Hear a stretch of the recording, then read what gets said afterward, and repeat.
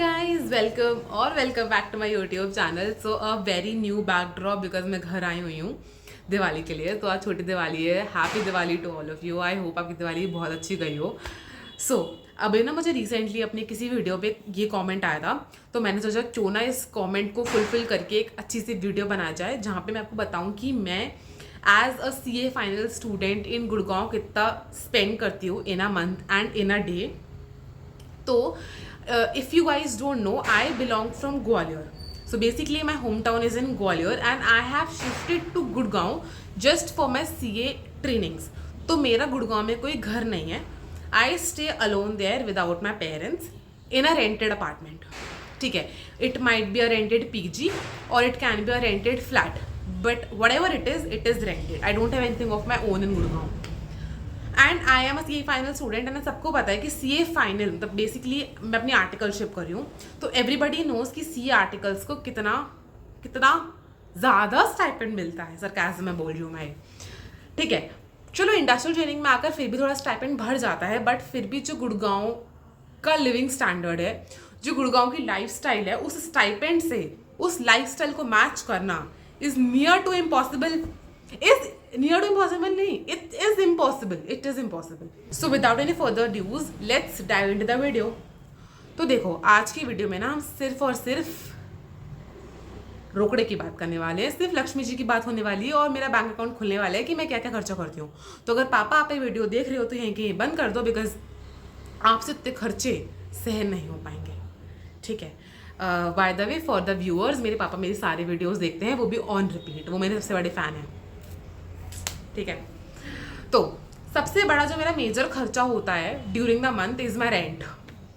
अब सब पूछेंगे कि गुड़गांव में रेंट कितना है। तो देखो मैं बेसिक से स्टार्ट करती हूँ। तो बेसिक PG जहाँ पे आपका 2 times meal basically breakfast and dinner included होगा, वो PG आपको मिल जाएगा 9, 10, 11, 12 9 to 12K के बीच में। डबल शेयरिंग मतलब आपकी रूममेट भी रहेगी साथ में। एंड ये जो रेंट है दिस इज एक्सक्लूडिंग इलेक्ट्रिसिटी, मतलब जो आपका इलेक्ट्रिसिटी बिल होगा वो आपको अलग से देना पड़ेगा एज पर द कंजम्पशन।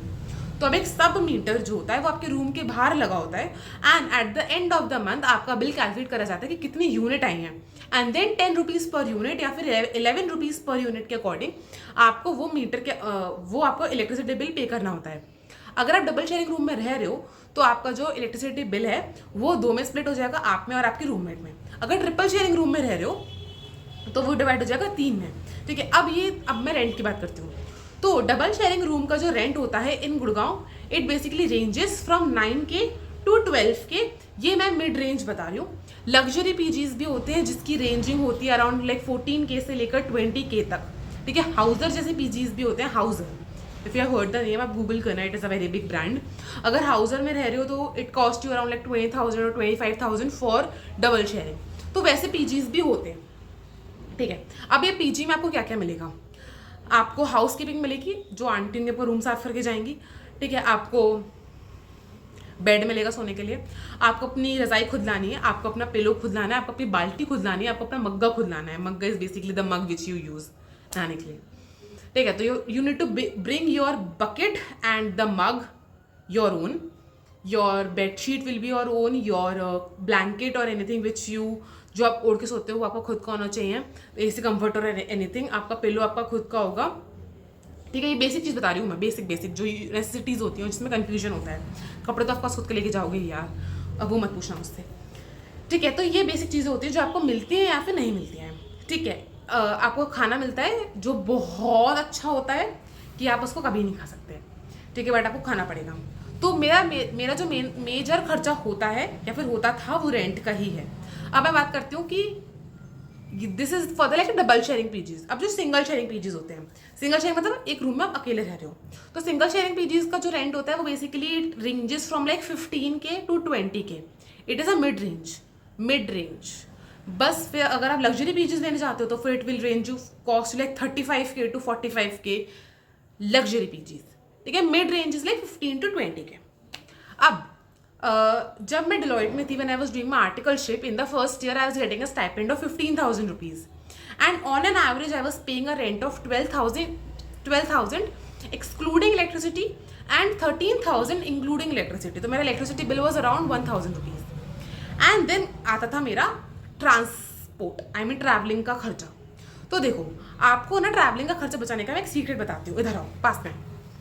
तो आर्टिकल शिप में जब आप क्लाइंट प्लेस पे जाते हो और आप 20 रुपये खर्च करते हो क्लाइंट प्लेस पे ट्रैवल करने के लिए, तो आपको रीइंबर्समेंट मांगना होता है 50 रुपये का. बिकॉज क्लाइंट प्लेस पे जाने का सारा पैसा आपका रीइंबर्स होता है. ठीक है, तो आप रीइंबर्समेंट हमेशा ज़्यादा मांगोगे, वो आपकी असली कमाई होती है. बिकॉज 15,000 का 15,000 चला जाएगा रेंट में, बाकी का खर्चा वो आपको रीइंबर्समेंट से निकालना होता है.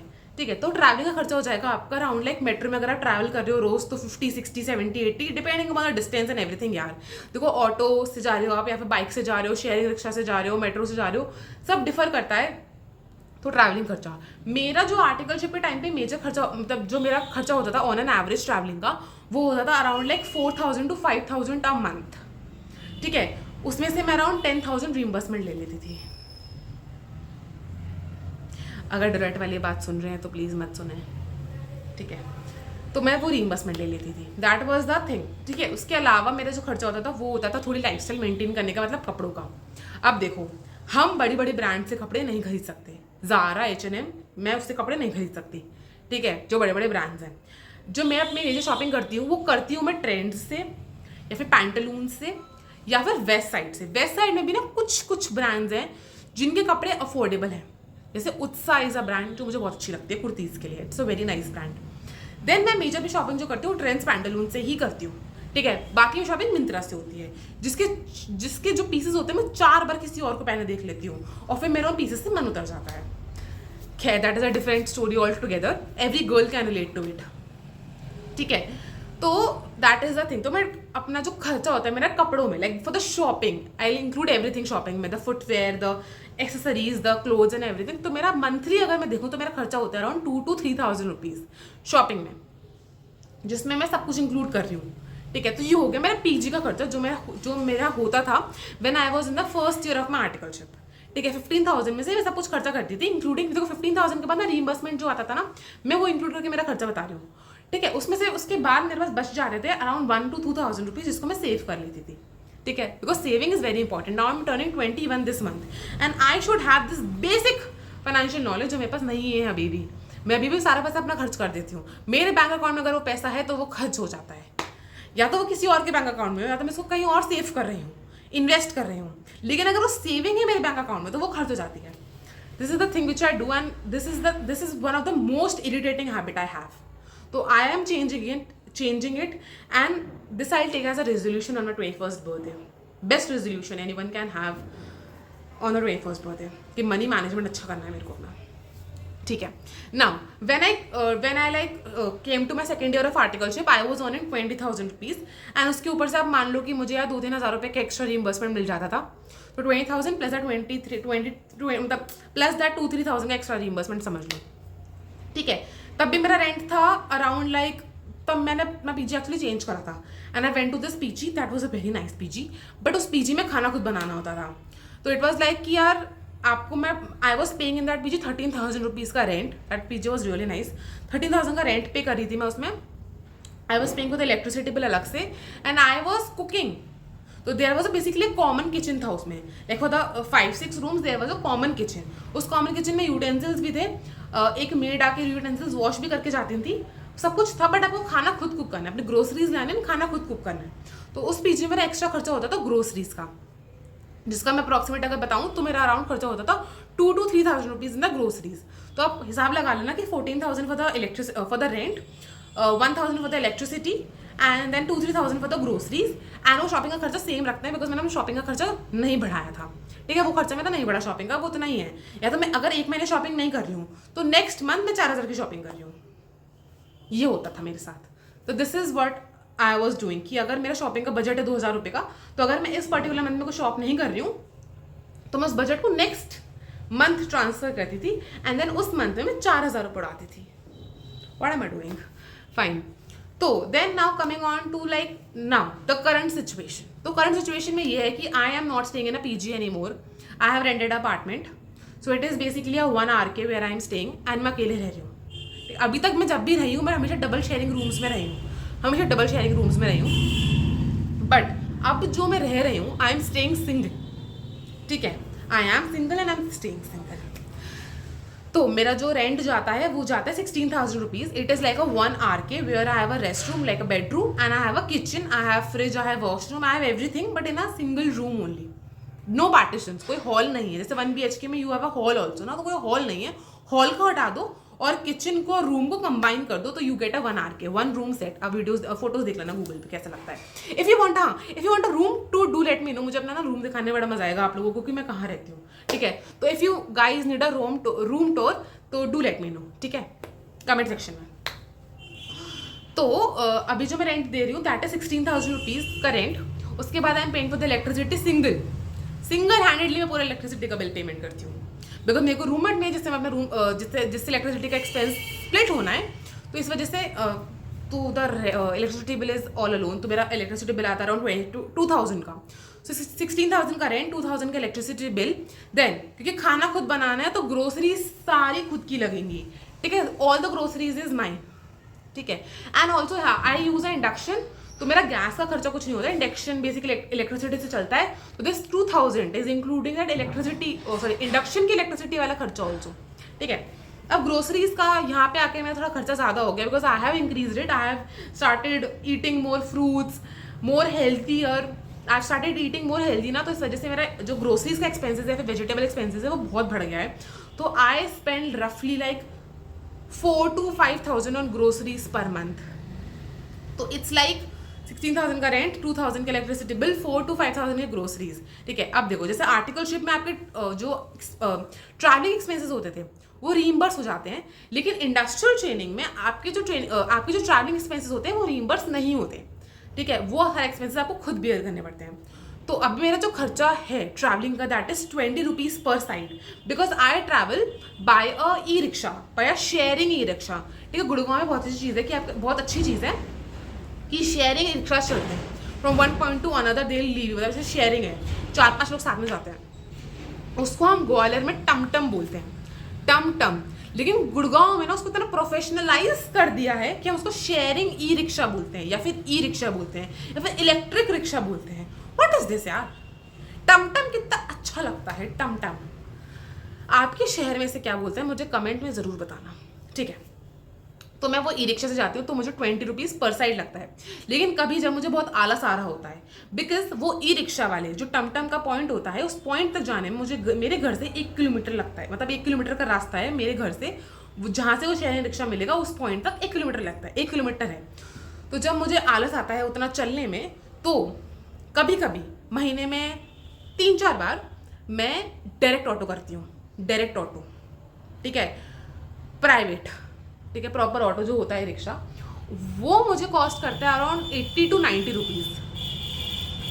कभी कभी मैं बाइक भी कर लेती हूँ, तो बाइक जो डायरेक्ट बाइक जैसे Ola Uber bike, that cost me 50 rupees, ठीक है। तो वो मेरा खर्चा होगा ट्रैवलिंग का। मैंने मेरे शॉपिंग एक्सपेंसेस नहीं बढ़ाए हैं, बिकॉज मेरा ग्रोसरी एक्सपेंसेस ऑलरेडी बहुत ज़्यादा बढ़ गया था, तो आई वाज लाइक नहीं यार सेविंग्स नहीं हो पाएंगी, तो मैं अपने जो शॉपिंग एक्सपेंसेस है, मेरे जो शॉपिंग एक्सपेंसेस का बजट होता है वो उतना ही है जितना पहले था। तो this is all what I spend in a month in Gurgaon, that's it यार। देखो गुड़गांव की लाइफस्टाइल मैच करना with this stipend is very difficult, और वो आप कर भी नहीं पाओगे, मत ट्राई करो। सीए बनने के बाद आपको जितनी लाइफस्टाइल मैचेस करें ना उतनी कर लेना, बट इस टाइम पे आपका मेन फोकस होना चाहिए पढ़ाई। एंड हाँ, पढ़ाई का खर्चा तो रह गया, तो मैंने मेरी क्लासेस भी ली हैं सारी विद दिस स्टाइपेंड ओनली, ठीक है। मैंने मेरी सारी क्लासेस इसी स्टाइपेंड से ली हैं।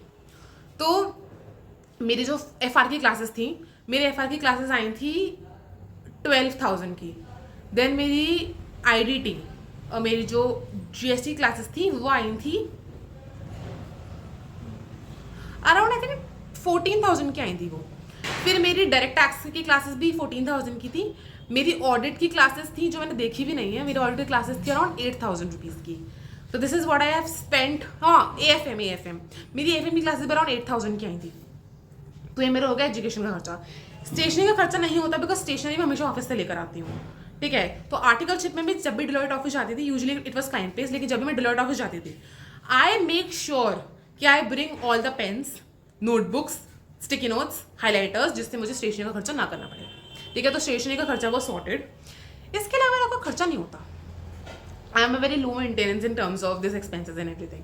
ठीक है, तो ये था मेरा सारा खर्चा। If you want any more details do let me know the comment section below. अगर आपके पास कोई और वीडियो आइडिया है तो वो भी मुझे प्लीज़ कमेंट सेक्शन में बताना कि आपको किस टाइप की वीडियोस और देखना पसंद है।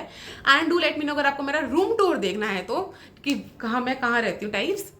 So that's it for today's video. If you like it please like the video, please share it with your friends so that वो भी अपने फाइनेंसेस बहुत इजीली मैनेज कर सकें अगर वो कभी गुड़गांव शिफ्ट हो रहे हैं या फिर किसी मेट्रो सिटी में शिफ्ट हो रहे हैं, बिकॉज एक्सपेंसेस जो होते हैं वो मोर और लेस यही रहते हैं। ठीक है, and do subscribe to my channel if you are new to my channel. I will see in the next video. Till then bye bye.